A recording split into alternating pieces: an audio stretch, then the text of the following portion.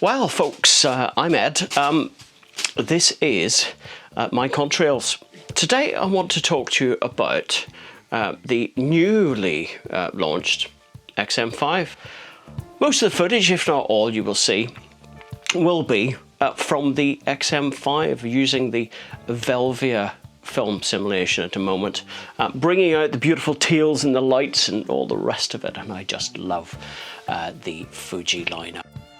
I'm a fan of the slightly older cameras. The reason the X-M5 came on my radar was because I've got one of the original X-M1s. Look at that, thing of beauty. And I'm really surprised that the X-M5 has got virtually the same footprint, if not it's slightly thinner. No EVF and no IBIS, but you know what? I've got a specific use for this camera. It's basically to replace my Sony ZV-E10. That's what I wanted to do, also a flippy out screen. The big issue I have with Sony is the fact that when I mount it upside down in a car, you may notice I've got an automotive channel here called Backroad Hero, and that's basically, I'm a content creator amongst other things. My contrails is basically my travels at work as a commercial airline pilot, and I pop up here and there like a little meerkat for a few days. This is the other reason why I want the X-M5. The lightness, the profile, the pocketable capabilities of the camera. I frequently bring my X-T10 along. I also have an X-T1 and 2, X-Pro 1, X-E1, X-H1. So why add the X-M5 into the profile? Basically, it fulfills all of these things. As long as I can frame a shot, I'm quite happy with the flippy out screen and no EVF. I frequently use a tripod, and to be honest, the XC 15-45 kit lens that comes along with the kit for an extra $100, £100, whatever, is well worth the investment. The XC line of lenses are really good. They may be plastic contained, but the optics are pretty much the same, if not identical, to a lot of the XF kind of more expensive and metalled bodied lenses. So I nearly sent the camera back yesterday. I only got it the day before, but it was cycling through, it was retracting the lens, randomly stopping any of the video, and I had losing complete confidence in my ability to leave a camera running for kind of drive-by shots, etc. Big issue, big issue with this. So I did a bit of research and I found out that when I checked the firmware initially when I bought the camera, I checked it was up to date. 100, that's all they have. There have been no updates for the X-M5. The lens, however, runs its own firmware, and the lens that was shipped with the kit was 110. I did a little check and they're on 112 for specifically that reason. So if you have an X-M5 out of the box, turn the camera on whilst holding the display button at the back, and the camera will show you the firmware for both the camera and for the lens. If it's not showing 112 and you have bought the kit lens, the XC 15-45, then you have to update the firmware for the lens. It just means downloading it, extracting it onto a formatted card, and inserting it into the camera with a full battery and holding the display button at the same time as turning the camera on, and then you will get the option to update the firmware for either the camera or the lens. Once I did that, it's all started behaving as it should. Now, I've got 3 dogs around me. You may well hear them squeaking. Squeaky toys are not great, but anyway. So I'm going to take you out in the car, explain a little bit about the X-M5, why I love it, and the main reasons for hanging on to this camera. At the price, it's really hard to beat. I have to say, it's been my first brand new Fuji camera. The rest I've bought used. The X-M1 was launched in 2013. Of course, the X-M1 was the first of these X-Trans 1 sensors to have a dedicated record button. The only problem with the X-M1 is that it does not have an external mic socket. The XE1 does, and the X Pro 1 does not. So of the three, the trifecta of the very early X-Trans 1 cameras, the pick of the bunch for me is actually the XE1. Now, it would be natural for me to think about possibly the XE4. It's still got the X-Trans 4 sensor, however, does not shoot Opengate and does not have the 5th generation processor for the autofocus. And that was the other thing that I was concerned about. Basically, the lack of reliable autofocus, should we say, on Fuji, and all of the bits and pieces going around at the minute with the kind of the X-T5, etc., having autofocus issues.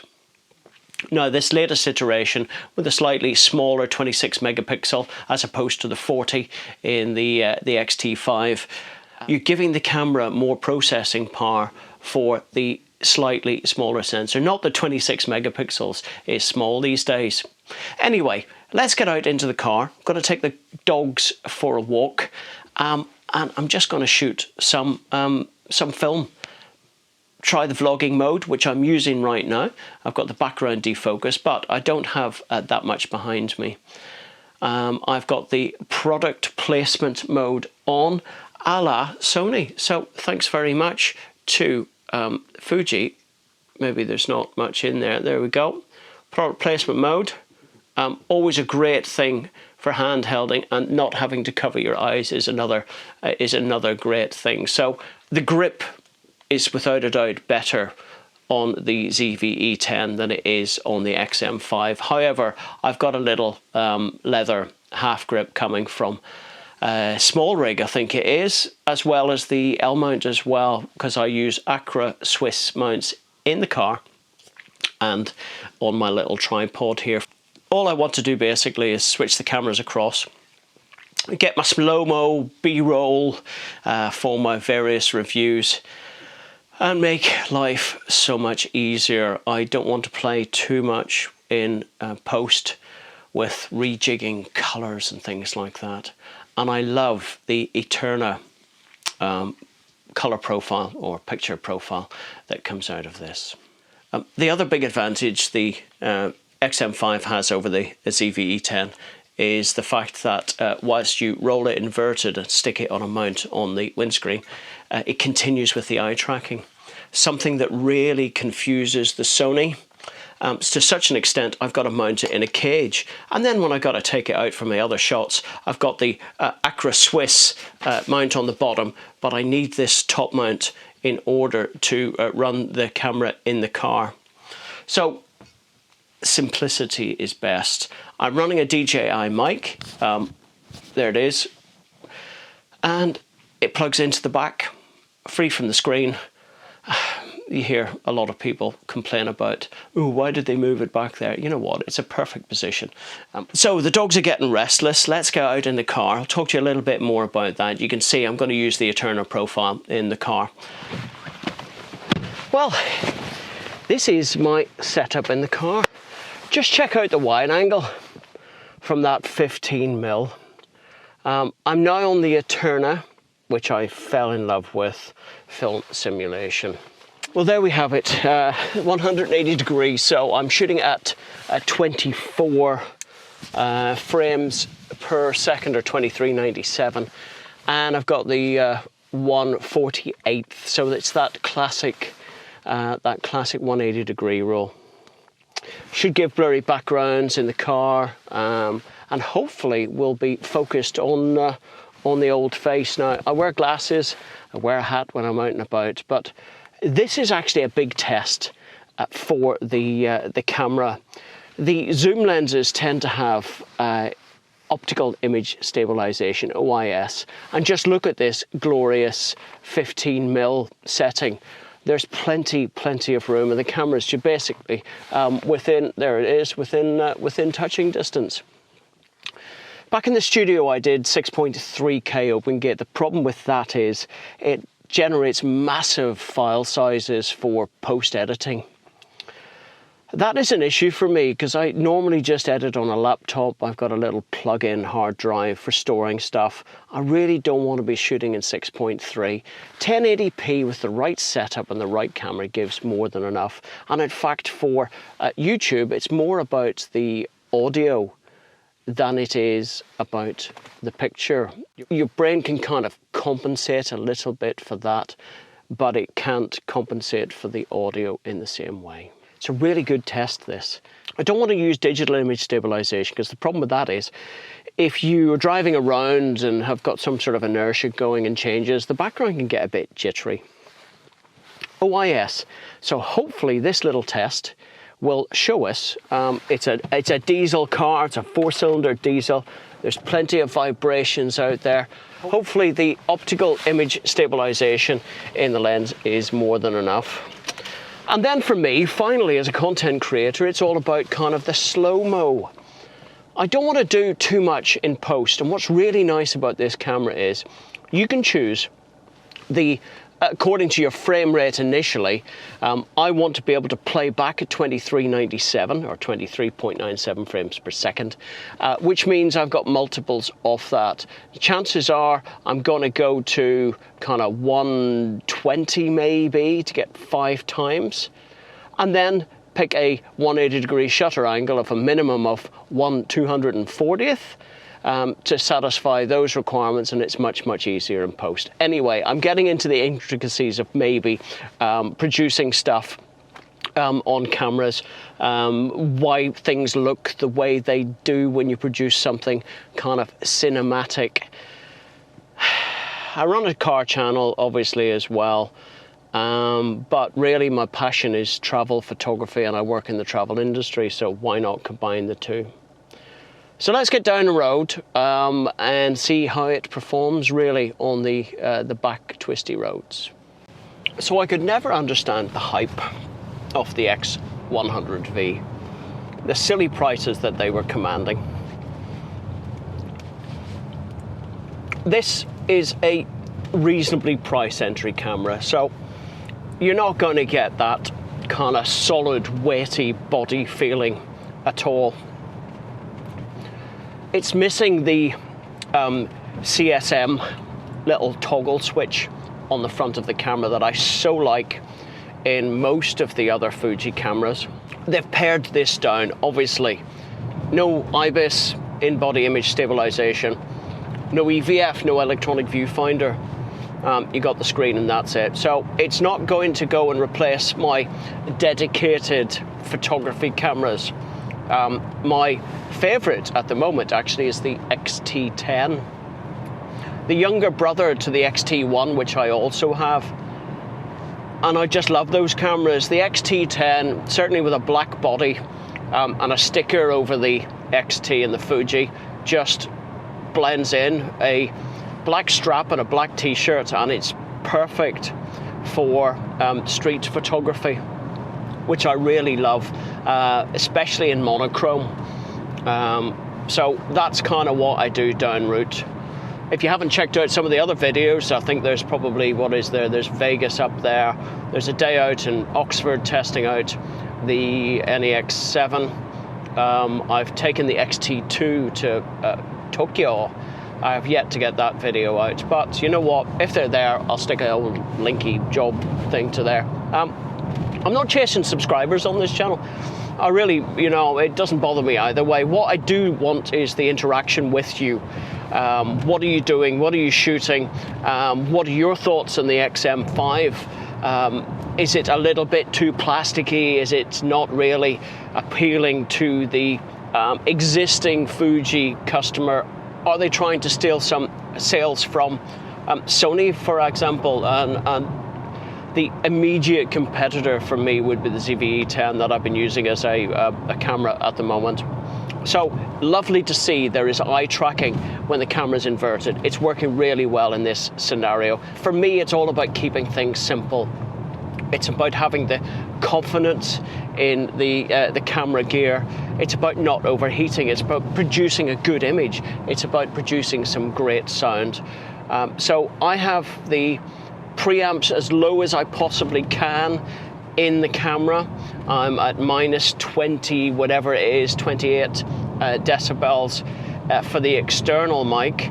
And I obviously turn up the drive. So my idea is to have the cameras all set up with the same settings, that I can just plug my DJI mic straight into the setup and not have to worry too much about audio levels. It might even be too loud, but I have set it up so that I have limit the audio inbound, so maybe there's an element of that. So this is just test footage for me. I don't know whether I'll ever publish this or not. So hey, it's just to see that there's no jiggles and rattles, that the sound quality is good. Is it something that I can produce car reviews and travels and things that I do on my other channels? I've got an electric EV channel as well called EV Peasy. I'm a Fuji customer. I bought this with my hard-earned cash, and I wanted to perform the way I wanted to perform. So for producing content, I've got studio, I've got the car. These roads are terrible, by the way, so if the OIS is doing its stuff in the lens, then I'll be well happy with this. And the 15mm on a 1.5 crop sensor takes that up to whatever it is, mid-20s. And of a full frame equivalent, so that's really good for me. Nice also having the 45, which is up at 70mm or thereabouts equivalent by the times 1.5. Don't ask me to do the math in my head. It's all relative. Unless you're a full frame shooter or who have ever been a full frame shooter, which most photography reviewers seem to think that you are, you've no idea what a 28mm full frame equivalent is. For me, it used to be the old classic wide angle. The classic 50mm on full frame was kind of your portrait stuff. And obviously zooms beyond that. The natural eye falls in it somewhere in the kind of the low 30s, so if that's what you're looking to do, which is why the X100V has got a mid-20s. By the time you factor it up at 1.5, you're into the low 30s, which is what the natural eye sees. Now, it might be a bit like that. It might not be the binocular vision that we have, having two eyes, but you know what? It's good enough. So we're about to arrive at the little forest. And again, the best camera is the one that you have with you. And that's why this thing really works. It's pocketable, even with the XC lens, but I put it on a shoulder strap and walk around with that. Yeah, I want to get some slow-mo for the old doggies. It's really, really hard to get some good slow-mo image correctly exposed. And the other test for this camera is going to be the vlog mode with the old Caparoo, whether it will upset it and the glasses. There have been criticisms, should we say, about Fuji autofocus. Now, the early cameras are just useless for that. They're manual lens only, really, in my opinion. Even the X-T2 hunts a little bit. I'm kind of hoping that Fuji have sorted out their algorithm, their autofocus algorithm for this. And there's a lot of talk at the moment surrounding the kind of X-T5 and the latest firmware updates, but I'm not going to dwell on that at all. I'm just hoping by shooting this that you'll be able to see that the autofocus is on point, and it still has got my eye all completely tracked, so I'm really happy with that. Right, Tootsie, wait, right, girls, come on, right you go. Where'd you go? Look at this little bobbly boo, eh?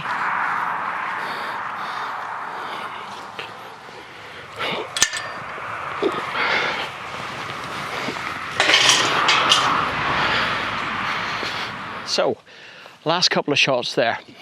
Hat and glasses, it's picking up the eyes. Hey, this algorithm's pretty damned impressive. So just using the OIS, no DIS. I don't like the way it crop factors all the rest of the stuff, so it might be a bit jerky, it might not. But this is the way I would vlog with a 15mm lens, and it's only a foot away from my face or thereabouts, so I kind of like that. So what I did on the last one there's Robbie down below here. What I did on the last one, I've been using the C1 and C2 settings, the custom 1 and 2. I had to assign them as movie first of all, and then when I set it all up, I copied all the info across. So dynamic range of a 100, we got the Turner, we got 2398 frames a second, sorry, the 180 degree roll at shutter speed of 1/48. OIS is on, I've got it boosted, and once I was happy enough with that, then what I did was copied it all across, turned on the high frame rate to 120 frames a second, so 5 times slow-mo, and then I did a shutter speed of 240th of a second to maintain the 180 degree rule, much easier for post-editing. All sounds rather complex, but that's just me as a content creator being a bit kind of geeky with the setup and my requirements for this camera. To say it's for an amateur, you could stick it in auto, stick it in vlog without any other setups and just go for it. My requirements are a little bit more demanding than that. So I'm going to round it all up. So final thoughts then, will it work for me? Eye tracking with a hat, brilliant. Eye tracking upside down, brilliant. Nice, smooth kind of high-speed recording and playbacks at any rate you desire. So I like to set up my projects at 2397, multiples thereof, and there are the exact frame rates that the shutter speeds to match those kind of weird and wacky frame rates for slow-mo, etc, and for the 180 degree rule. So that's another big tick. Form factor is another big tick. Lightweight, especially with the XC lenses. I put some of my kind of manual lenses on there, and it kind of tipped forward a little bit, so I wouldn't be using rather large lenses on this. The hand grip can be resolved. I've one on the way from Small Rig. An L mount hopefully will resolve the offsetedness of the tripod mount.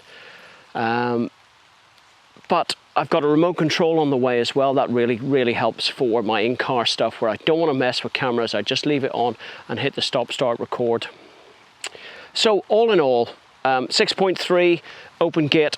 I'm not that fussed because the file sizes are just massive. 1080p is where it is for me, but I really want the film simulations. Being a Fuji guy, if I'm reviewing some of my other cameras, this will be my A-cam. I don't know if it's just me, but if I'm reviewing Fuji gear, the last thing I want to do is film it all on a Sony. You want to see what this all looks like straight out of camera. I don't want to tweak too much in the whole thing. I want that. People use the word cinematic too often, but I really want that look, which is why I use the 180 degree rule, which is why I like shallow depths of field, although this lens isn't particularly fast. But with the tracking, it's virtually silent, even with using the internal microphones, which is good. Paired with an external mic though, it's an absolute pocket rocket.